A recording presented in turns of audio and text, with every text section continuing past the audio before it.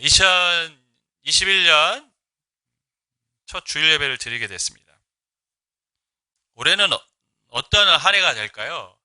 작년에 워낙 스펙타클했던 그 한 해를 보냈기 때문에 올해는 좀 더 낫지 않을까 하는 생각을 가져봅니다. 전혀 우리가 예측할 수 없었던 코로나라는 변수를 만나서 작년은 굉장히 힘들었는데 올해는 그나마 백신도 나오고 치료제도 나오기 때문에 어찌됐든 간에 우리가 이전보다는 좀 더 나은 상황이 될 것은 분명하고, 또 작년에는 예측이 안 됐던 상황에서 맞이한 거라 더 혼란스러웠는데 그래도 이제는 조금씩 적응해 가고 뭔가 대비를 할 수 있기 때문에 올해는 작년보다 분명히 더 좋은 한 해가 될 것 같습니다. 그런 의미에서 올해 여러분의 삶에 좋은 일이 가득하기를 주님의 이름으로 간절히 축원하겠습니다.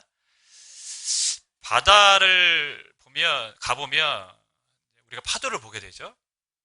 파도가 사람들에게 참 어떤 면에서 보면 기쁨이 됩니다. 그리고 뭐라 그럴까요? 보는 맛을 가지게 하죠. 바다에 파도가 없다면 어떨까요? 좀 우리가 아는 바다가 아닐 것 같아요. 바다에 파도가 치지 않는 날이 있을까요? 바다에 파도가 치지 않는 날은 없습니다. 파도가 작든지 아주 작게 치는 것은 있을지라도 파도가 없는 날은 없습니다. 파도는 크든지 작든지 항상 치게 되어 있습니다. 우리의 인생에도 마찬가지입니다. 항상 파도가 있습니다. 크든지 작든지 파도가 몰아칩니다. 그 파도는 위기라는 파도입니다. 인생에는 위기가 끊임없이 찾아옵니다. 올해도 분명 우리의 삶에 크고 작은 위기를 우리는 만나게 될 것이 분명합니다. 바울을 일생을 보면 그는 어떻게 보면 위기로 점철된 인생이었다, 이렇게 말할 수 있을 것 같습니다. 우리가 읽고 있는 사도행전 21장에서부터 28장까지의 내용이 예루살렘에서 이제 바울로 가는 여정인데 수없이 많은 위기들을 만나면서 헤쳐가면서 바울이 로마까지 가게 됩니다. 오늘 본문에서도 바울이 계속된 위기를 만나고 또 그것을 극복하고 또 위기를 만나고 극복하는 그 과정을 우리에게 기록하고 있습니다. 알려주고 있습니다. 바울은 어떤 위기를 만났고 어떻게 극복했는지, 또는 그것이 우리에게 주는 이 시대 성도들에게 어떤 의미를 주고 있는지 오늘 말씀을 통해서 한번 살펴보겠습니다. 바울은 계속된 유대인의 위협을 받았습니다. 성전에서 결례를 행하다가 유대인들에 끌려 나가가지고 폭행을 당하고 죽을 뻔했는데 천부장이 도와줘서 거기서 벗어났습니다. 위기를 이제 벗어난 것입니다. 영내로 갔는데 천부장에게 변호할 기회를 달라고 해서 그 기회를 얻고 유대인들에게 다시 나가서 변호를 했는데, 바울의 변호를 듣고 유대인들이 더 어떻게 했습니까? 마음의 문을 연 게 아니라 오히려 더 강팍해져서 저런 놈은 살려둬서는 안 된다고 오히려 더 난동을 부리기 시작했습니다. 그러니까 바울이 또 한 번 죽을 뻔한 위기에 처해 있는 것이죠. 그때 또 도와준 사람이 누굽니까? 천부장입니다. 천부장이 다시 군인들을 통해서 바울을 영내로 데리고 왔습니다. 그래서 바울은 그 위기를 또 벗어날 수 있게 된 것입니다. 계속된 위기가 있었는데 그럼 위기가 끝이냐? 그게 아니라 이번에는 또 다른 위기를 맞이하게 됩니다. 바로 채찍질이라는 위기입니다. 로마 시대의 채찍질은 우리가 알고 있는 지금 채찍질과는 다르다는 것을 우리는 이미 잘 알고 있습니다. 그냥 짐승의 가죽으로 만든 그 정도가 아닙니다. 그런 끈이 아니라 그 끈에는 뭐가 있습니까? 가죽에는 뼈들이 다, 짐승의 뼈들이 이렇게 부착되어 있어요. 붙어 있어요. 그래서 한번 채찍을 할 때마다 살점이 떨어져 나갑니다. 엄청난 고통과 상처와 출혈을 동반하는 게 채찍질입니다.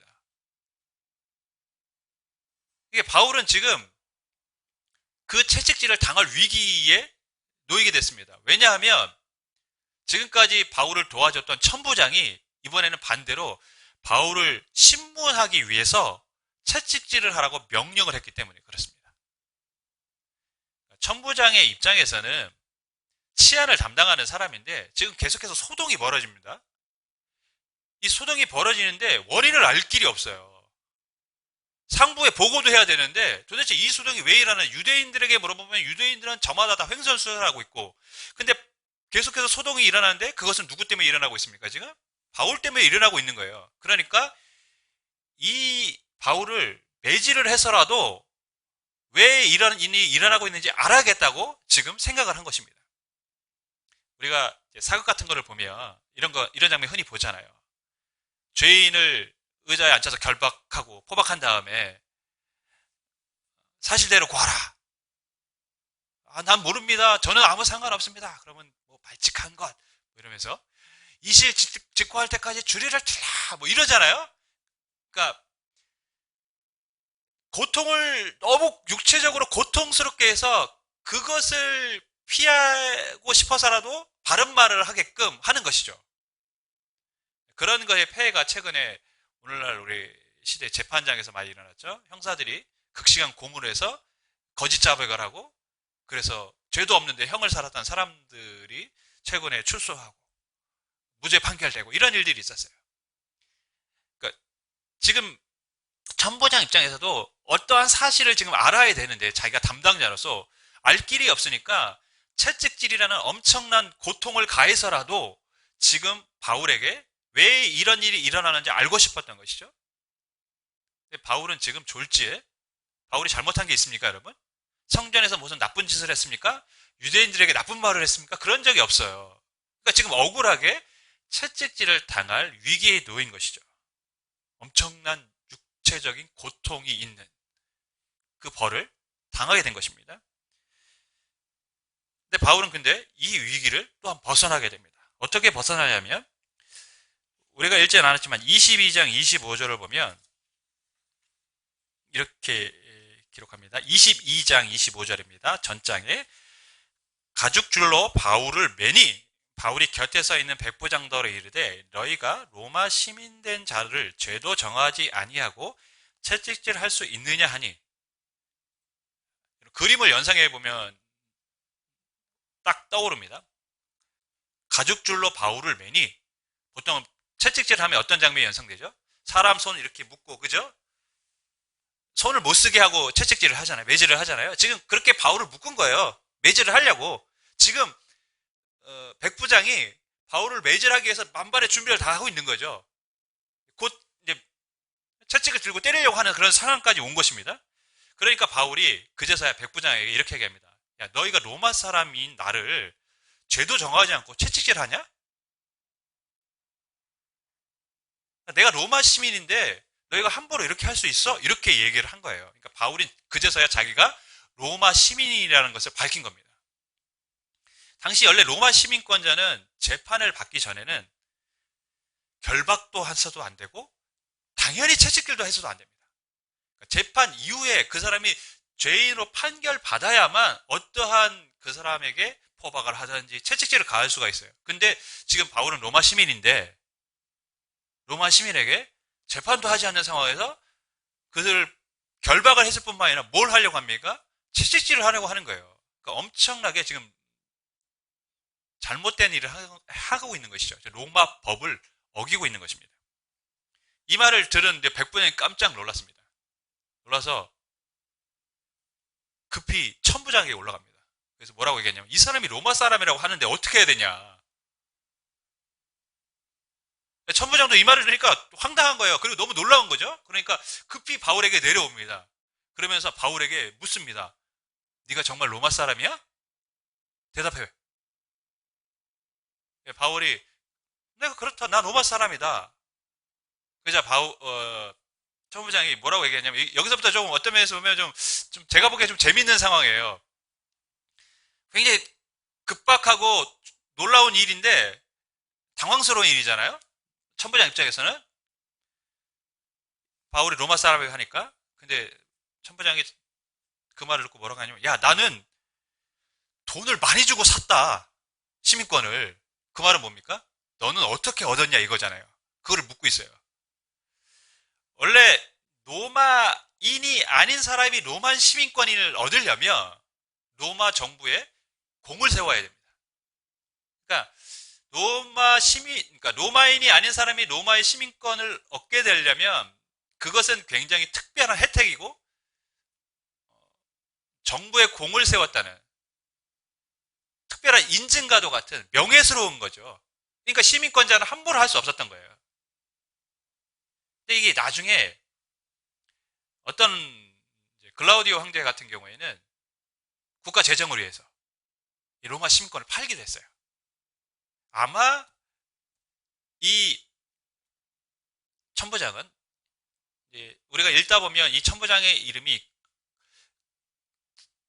글라우디오 루시안가 이렇게 이제 자신을 소개하는데 아마 이 글라우디오가 아마 이 이름이 글라우디오 때 자신이 시민권을 얻었기 때문에 그 이름을 딴 것이라고 학자들이 이제 추측을 합니다. 어쨌거나 지금 천부장은 비싼 돈을 들여서 자기가 샀다라고 얘기했어요. 엄청난 돈을 들여서. 근데 바울이 뭐라고 대답하냐면 나는 나면서부터 로마인이야. 로마 시민권자야.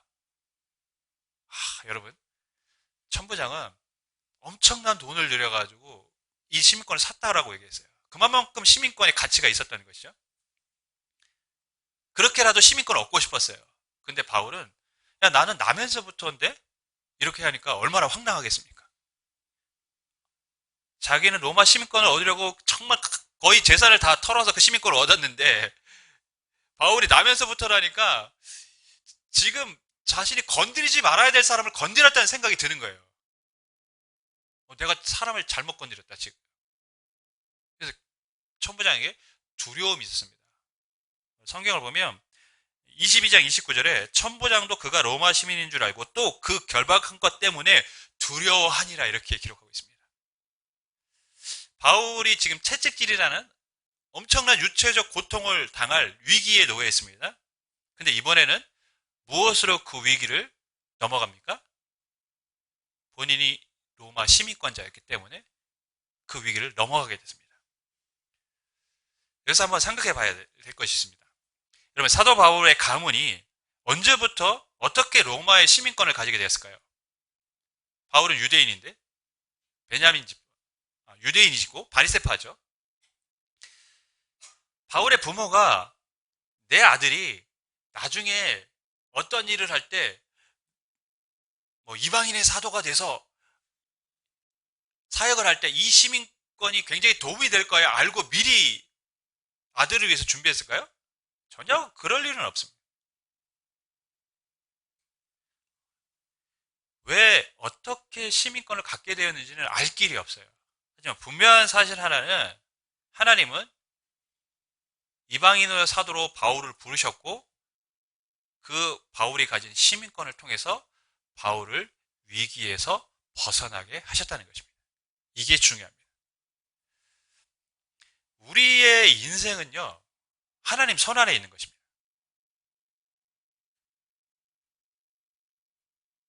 바울이 가진 그것이 바울을 위기에서 벗어나게 할 거라고 바울도 생각하지 못했을 것입니다. 하나님은 그것을 사용하십니다. 하나님은 우리가 가진 그 어떤 것을 통해서도 우리를 때로는 위기 가운데 벗어나게 해주십니다. 하나님은 우리의 약함을 때로는 강함이 되기도 하십니다. 우리의 실수를 하나님은 우리의 성공의 밑거름이 되기도 하십니다.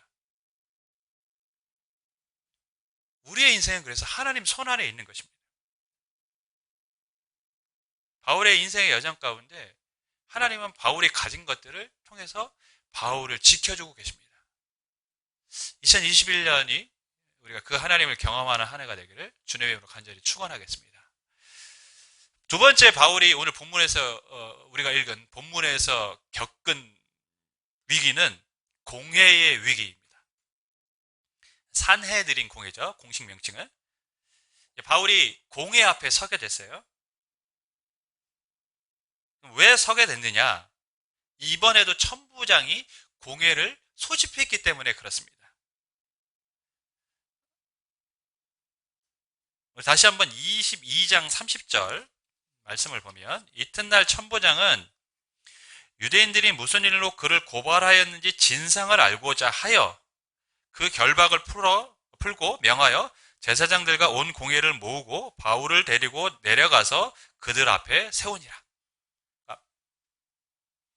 천부장은 지금 진상을 알아야 되는 상황 사람인 거예요. 그러니까 본인은 진상을 알아야 되는데 알 수 있는 방법이 없으니까 이 공회를 소집한 겁니다. 이 공회는 뭐냐면 산헤드린 공회죠. 유대인의 최고 의결 기구죠. 이들 스스로 사법적인 처리도 할 수 있는 막강한 힘을 가진 집단입니다. 이 산헤드린 공회는 대제사장 들어가 있고요. 전통적인 제사장 가문이었던 사두개인들 또는 신흥 정치 세력이고 사람들에게 존경받았던 바리새인들이 이렇게 포함되어 있어요.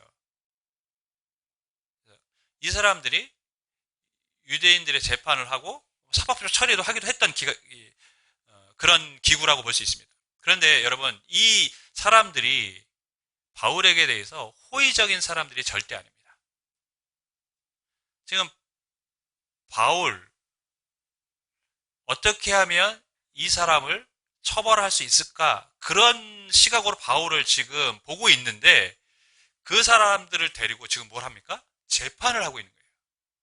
그러니까 바울의 입장에서는 좋은 결말, 재판이 날 가능성이 전혀 없습니다. 그리고 이 산헤드린 공회, 이 사람들이 예수님 당시에도 예수님을 죽음으로 몰고 가는데 정치적인 힘을 발휘했던 사람들 아닙니까? 그러니까 바울을 위해서 엄청난 지금 위기를 맞이하게 된 것입니다. 잘못하면 죽을 수도 있습니다. 그런데 이들 앞에서 재판을 받게 되는 것조차도 위기인데 더 위기가 된 것은 바울의 말 때문에 이 공회 사람들이 분노했다라는 것입니다. 이 지금 바울을 그렇지 않아도 곱게 보지 않는데 바울의 말 때문에 분노를 하니 지금 이 재판이 어디로 흘러갈지 모르는 상황이 된 것이죠. 1절, 오늘 우리가 읽은 1절 말씀 보면 바울이 공회를 주목하여 이르되 여러분 형제들아 오늘까지 나는 범사의 양심을 따라 하나님을 섬겼노라 하거늘. 바울이 공회의 사람들에게 나는 양심을 따라 하나님을 섬겼다 이렇게 얘기합니다. 그런데 이들은 이 말이 너무 듣기 싫은 거예요. 왜냐하면 바울이 율법을 어기고 모세를 무시했다라고 생각을 한 거죠. 그리고 하나님의 성전을 더럽혔다라고 생각하고 있는데 자신은 철저히 양심을 따라 하나님을 섬겼다, 율법을 지켰다 이렇게 얘기를 하니까 이들의 입장에서는 너무 괘씸한 거예요. 잘못했다고 빌어도 뭔가 용서를 해줄까 말까 하는데 너무 당당하게 얘기를 하니까 나는 율법을 지켰어. 나는 양심에 따라 하나님을 섬겼던 사람이야. 그러니까 듣고 있던 제사장이 화가 나서 입을 치라고 얘기했어요. 입을 치라. 그 입을 치라. 떠들지 못하게 하라는 얘기죠. 언제 아이들 입을 치십니까? 정말 듣기 싫은 얘기하고 막 그러면 가끔 입을 때릴 심하게가 아니라 이렇게 말 못하게 할 때 있죠. 그러니까 듣기 싫은 거예요 이제. 너무 괴로운 거예요. 이 말을 듣는 것 자체가. 화가 막 났습니다. 여러분, 이 공회 사람들이 분노했다라는 것은 바울에게 엄청난 위기가 왔다라는 것을 말하는 것이죠. 의미하는 것입니다. 근데 그때 바울이 그 위기를 또한 벗어납니다. 그 위기는 지혜로운 말로 벗어나게 됩니다. 6절 말씀인데요. 제가 있습니다. 바울이 그중 일부는 사두개인이요 다른 일부는 바리새인인 줄 알고 공회에서 외쳐 이르되 여러분 형제들아 나는 바리새인이요 또 바리새인의 아들이라 죽은 자의 소망 곧 부활로 말미암아 내가 신문을 받노라 이렇게 얘기합니다. 딱 보니까 바리새인도 있고 사두개인도 있습니다. 어떻게 알았을까요? 아마 복장이 달랐을 것 같아요. 제가 봤을 때 바리새인들이 입고 다니는 복장과 사두개인이 입고 다니는 복장과 물론 제사장들이 입고 다니는 복장이 다 달랐기 때문에 아마 그것을 보고 바울이 이제 분별을 한 것 같아요. 아 여기 사두개인도 있고 바리새인도 있구나. 근데 사두개인은 아까 말씀드린 것처럼 제사장 가문과 오래된 귀족 출신들이죠. 그러니까 이스라엘 역사 가운데 오랫동안 특권층으로 있었던 사람들이에요. 근데 바리새인은 아닙니다. 바리새인은 포로 이후에 경건 운동을 하면서 우리가 하나님 앞에 그렇게 경건하게 살아야 다시 하나님 앞에 나라가 회복되고 하나님의 나라가 임하는 것이다. 이렇게 이제 그런 운동을 했던 사람들이에요. 그러면서 사람들에게 존경을 받으면서 신흥 정치 세력으로 컸던 것입니다. 그러니까 둘은 라이벌이죠. 전통적인 귀족 출신의 특권층, 신흥 세력. 이 둘 사이에는 항상 뭐가 있었겠습니까? 경쟁이 있었어요. 경쟁. 그런데 그 정치적 경쟁만 있는 것이 아니라 신학적인 갈등도 있었습니다. 오늘 본문을 우리가 읽어서 알듯이 사두개인들은 모세 오경만 믿었기 때문에 부활도 없고 천사도 없고 영도 없고 이렇게 얘기를 했습니다. 그렇게 믿었습니다. 그러나 바리새인들은 모세 오경 외에도 구전되어 날아온 전승도 정경으로 인정했던 사람들이기 때문에 그들은 부활도 있고 천사도 있고 마귀도 있고 이런 영적인 세계를 믿었습니다. 근데 바울이 지금 뭐라고 얘기합니까? 나는 바리새인 중에 바리새인이요. 죽은 자의 소망, 곧 부활로 말미암아 내가 신분을 받고 있다. 바리새인 입장에서는 이 말을 딱 들으니까 어떻습니까? 바리새인인데 자기는 아버지도 바리새인이고 나도 바리새인이다. 바리새인 집안이었구나. 바리새인 입장에서는 자기 편이죠. 그리고 신학적으로도 어떻습니까? 부활의 소망 때문에 내가 부활 때문에 신분을 받고 있어. 이 사람은 교리적으로도 우리랑 틀리지 않는데? 이런 마음이 든 거죠. 반대로 사두개인은 어떨까요? 더 화가 나는 거죠.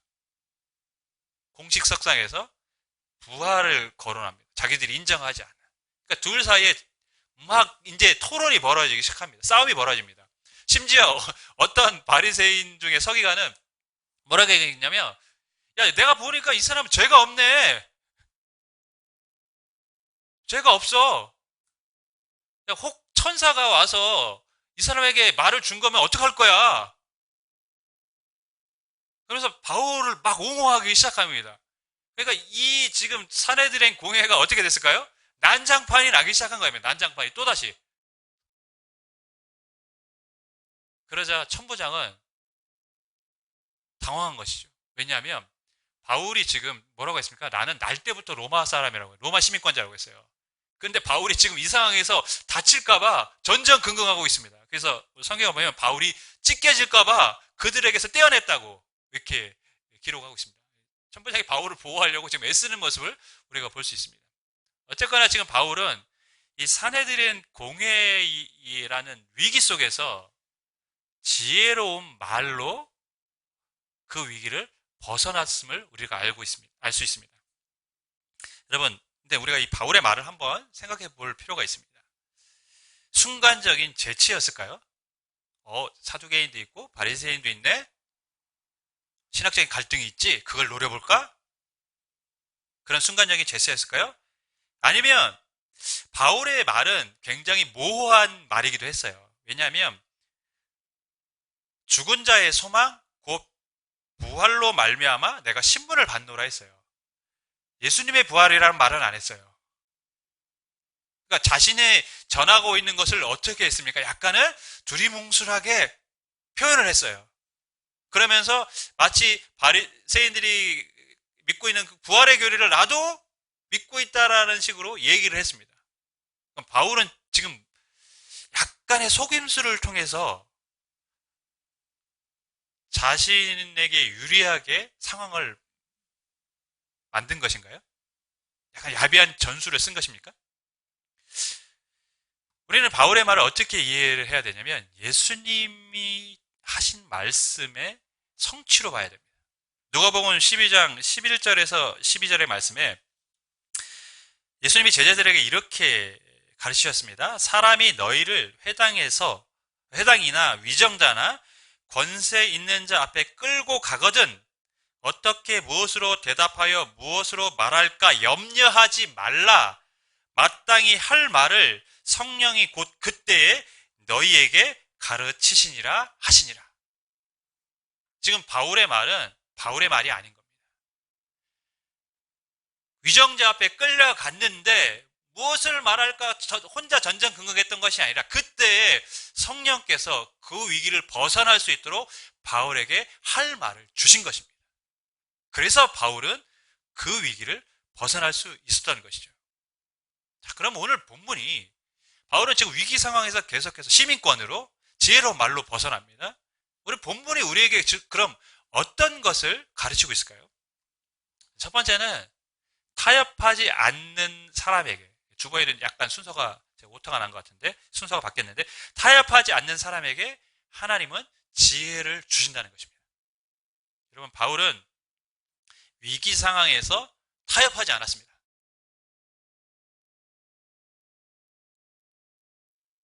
자신을 변호할 기회를 달라고 했을 때 그때 타협하지 않았어요.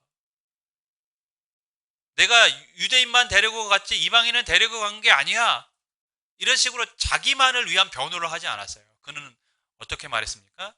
내가 왜 전에 어떻게 살았고 왜 변화되어야 되는지, 그러면서 너희들도 변화되기를 원하는 마음으로, 그는 사명자의 마음으로 그 자리에 있었던 것입니다. 위기 상황이지만 그는 사명자의 마음을 버리지 않았어요. 그리고 그 삶을 포기하지 않았어요. 그것을 말하는 것입니다. 공회 앞에서 마찬가지입니다. 그는 그 대제사장들과 자신의 생명에 위협을 가할 수 있는 사람들을 두려워하지 않고 당당하게 그들 앞에서 뭐라고 얘기합니까? 나는 하나님의 말씀을 지켰다라고 얘기합니다. 나는 잘못된 인생을 살지 않았다는 것이죠. 자신이 지금까지 살아왔던 삶을 부끄러워하지 않았어요. 자신이 사명자로 이방인의 사도로 부름을 받고 살아온 자신의 삶을 부정하지 않았습니다. 그것이 하나님이 나에게 주신 삶이라고, 그것이 옳다라고 그 사람들 앞에 얘기했습니다. 그렇게 얘기했을 때 자신에게 불이익이 온다라는 것을 바울이 몰랐을까요? 알았겠죠. 바울은 그 어떤 위기에서도 타협을 하지 않고 주신 사명자의 마음으로 살았던 것입니다. 위기를 만나면요, 사람은 실은 다 타협하고 싶습니다. 그게 인간의 본성입니다. 왜? 위기를 벗어나야 내가 편안하니까. 위기가 있으면 내가 불안하니까. 사람의 본성은 위기를 벗어나고 싶은 마음이 늘 있어요. 그래서 뭐 합니까? 타협을 합니다. 그러나 바울은 타협하지 않았습니다. 그 타협하지 않는 바울에게 하나님은 지혜를 주셨습니다. 성령께서 할 말을 알게 해주셨습니다. 타협하지 않는 자에게 하나님은 그 위기를 벗어날 수 있는 지혜를 주실 줄 믿습니다. 두 번째, 아까도 제가 말씀드렸지만 인생은 하나님 손에 있다는 것을 우리에게 가르치고 있습니다. 여러분, 바울이 로마 시민권자가 된 것, 바리새인의 아들로 태어난 것, 바울의 의지입니까? 바울이 노력해서 얻은 것입니까? 바울이 선택할 수 있는 것이었습니까? 아버지가 시민권을 얻은 거, 바리새인의 아들로 태어난 거, 바울이 선택할 수 있는 게 하나도 없었어요. 바울이 예상하고 미리 준비한 게 아니라는 것이죠. 그런데 하나님은 그것을 사용하셨다는 것입니다. 우리 인생에는 우리가 선택할 수 없는 것들이 상당히 많습니다. 저는 왜 강시일까요? 제가 선택할 수 있습니까? 선택할 수 없습니다. 우리 아이들은 왜 목사의 아들이 되었을까요? 선택할 수 있습니까? 선택할 수 없습니다. 우리의 인생에는 실은 우리가 선택할 수 없는 일들이 많아요.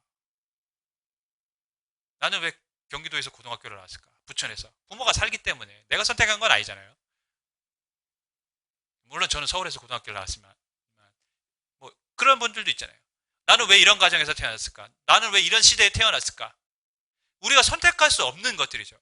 때로는 그것이 우리에게 굉장히 우리를 힘들게 하는 요소, 원인으로 우리가 생각되어질 수도 있습니다. 그런데 인생은 하나님 손에 달려 있습니다. 우리가 타협하지 않고 주의 길을 걸으며 하나님은 우리가 선택하지 않은 것들이라고 할지라도 그것을 통해서 우리를 위기에서 벗어날 수 있도록 사용해 주십니다. 우리가 인생이 하나님 손에 달려있다는 것을 알고 믿음의 길을 걸으면 되는 거예요. 거기에 해답이 있는 줄 믿습니다. 여러분, 인생에 수없이 많은 파도가 일어나죠. 큰 파도, 작은 파도 끊임없이 우리의 삶에 찾아올 것입니다.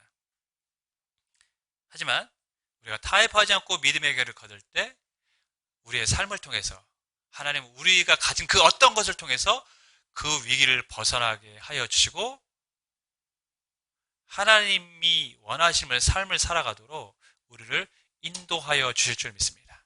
11절에 뭐라고 하나님이 바울에게 말씀하십니까? 두려워하지 말라. 네가 여기서도 나를 증거한 것처럼 로마에서도 증거하게 될 것이다. 두려워하지 말라. 너는 깊이 있고 로마로 가게 될 거야. 왜? 내가 너를 그렇게 사용할 것이니까.